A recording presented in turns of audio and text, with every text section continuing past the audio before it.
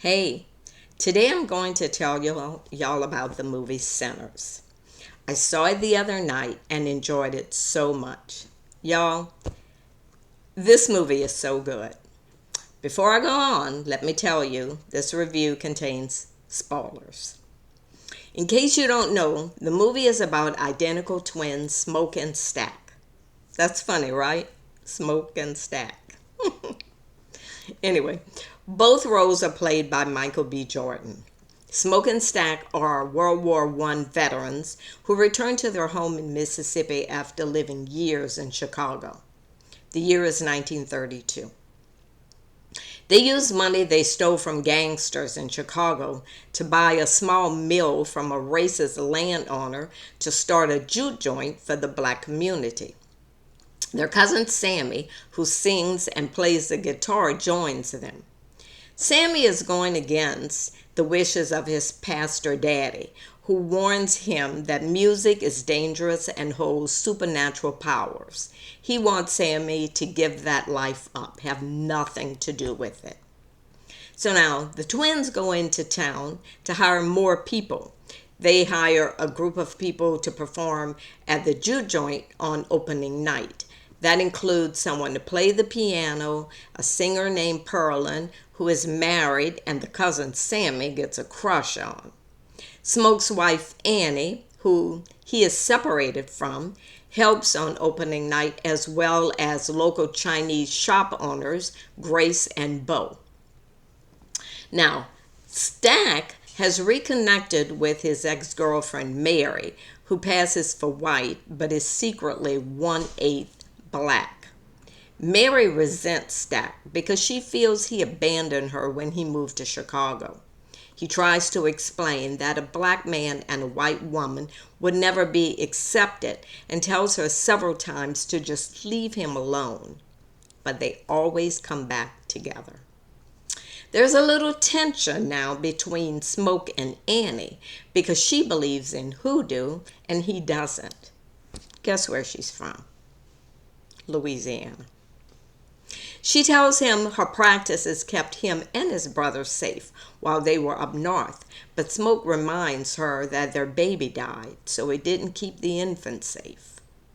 So, in another part of town, an Irish immigrant vampire, Remick, was running from Choctaw vampire hunters and runs to the home of a couple who happens to be Klansmen.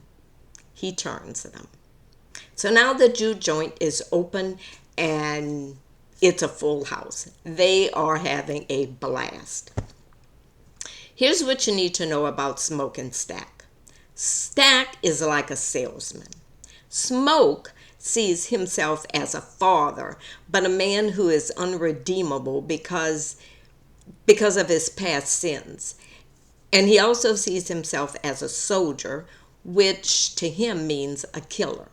He's good at killing people. He's as good at killing as Sammy is at singing and Stack is at coming up with schemes and talking people into doing what he wants them to do. With the place open, Annie and Stack talk Smoke into lowering the price so everyone can afford to party at the joint. Sammy's music is uplifting and summons spirits from the past and the future. You see them in the crowd dancing right along with everyone else. But the music also gets the attention of Remick, and he arrives with the couple he just turned offering money to get into the joint. The twins won't let them in. This is a place for the black community, and all they need is for these white folks to come in and a black man looks at the white woman or a drink is spilled on their shoes and all hell will break loose. They don't need the Klan to show up. But Mary tells them she can handle it. After all, she's white. She reminds them they need the money, so she goes out to meet the three alone. You know what happens. Mary is turned. Now, if you know anything about vampires, you know that you have to be, or they have to be, invited in. They can't just enter your home, or in this case, place of business. So Mary returns to the bar, and the guy collecting at the door, Cornbread, know her and ask her what she's doing out there all alone, and he tells her to get back on inside. Now there's a vampire on the inside. Mary finds Stack, seduces him, and bites him. Smoke walks in on all of this, and he shoots Mary. But we all know ordinary bullets won't kill a vampire. She's not hurt, so she gets up and she runs away. This is a sad scene. He has lost his brother, his other half, and he asks his wife if she could bring him back. Of course she can't. As you can imagine, with all of this happening, it is just chaos in the bar right now. Amy tells Smoke to evacuate the bar, but the vampires are out there. So you know what happens. Everyone who goes out is turned, and that includes Bo, the Chinese shop owner. Back inside, Stack rises as a vampire, but Annie throws pickled garlic juice on him, and he runs out. This is when she tells the others about vampires. Only silver or wooden stakes can kill them, and they can only enter a building when invited. She gives Smoke a gree-gree for protection. Remick returns to the door to negotiate. He really wants Sammy and praises his supernatural talent. He offers him immortality, freedom, and escape from racism. He also tells them that Hogwood, the man who sold the twins the mill, is secretly the head of the local clan and plans to attack them in the morning. When the survivors refuse him, Remick and Bo confront Grace, the female Chinese shop owner, telling her they will go to her home and turn her daughter. Grace invites them in, and there is a battle which leaves Grace, Annie, and the piano player dead. Annie had already asked Smoke to kill her before she could turn if she was ever bitten. He did, and when he does that, Mary gets so upset and she flees. So now only Smoke, Sammy, and Pearlin are left, and they try to escape, but they're ambushed by Remick and Stack. So now the twins are in a brutal fight with each other, while Sammy and Pearlin face off with Remick. Pearlin is bitten and tells Sammy to run. He tries to escape by car, but is stopped by Remick. So now Remick and Sammy are fighting, and Sammy smashes his guitar over Remick's head. You think Sammy is about to get turned, but Smoke shows up just in time to finish off the vampire. You now see the sun coming up in the horizon, and you know what that means. All the vampires are incinerated. Smoke tells Sammy to run as he gets ready for Hogwood and the clan. Remember, he's a soldier and he relies on his military training. Smoke kills all of them, but he's shot during the gunfire. He sees Annie with their baby girl in her arms in his final moments, and they are waiting for him on the other side, and he peacefully joins them in the afterlife. A repeat of the opening scene shows now, with Sammy all beaten up and grief-stricken, entering his daddy's church.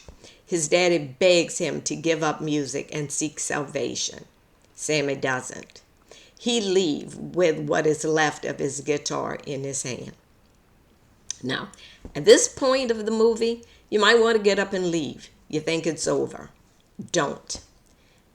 Something's happening with my lights. There's a mid-credit scene and a post-credit scene. It's now 1992, and Sammy is an old man and a successful blues musician. He's sitting at a bar having a drink when a young man walks in and tells him there's a couple asking to see him. He says, well, let them in. In walk Stack and Mary. They were invited in. Sammy is shocked. Everyone thought Smoke drove a wooden stake through his brother's heart. Stack tells him he was the only person Smoke couldn't bring himself to kill, so he allowed him to go free with one condition. Stack had to let Sammy live a long, peaceful life. He couldn't turn him. Stack offers him immortality once again, since he's old and close to the end of his life. Sammy declines. But before they leave, Stack asks Sammy to play a song for him. He does, and he tells Stack that although that night still haunts him, it was the greatest day of his life. Stack agrees with him, saying it was the last time he saw his brother, the last time he saw the sun, and the only time he felt truly free. Y'all, go see this movie. It has a little of everything in it.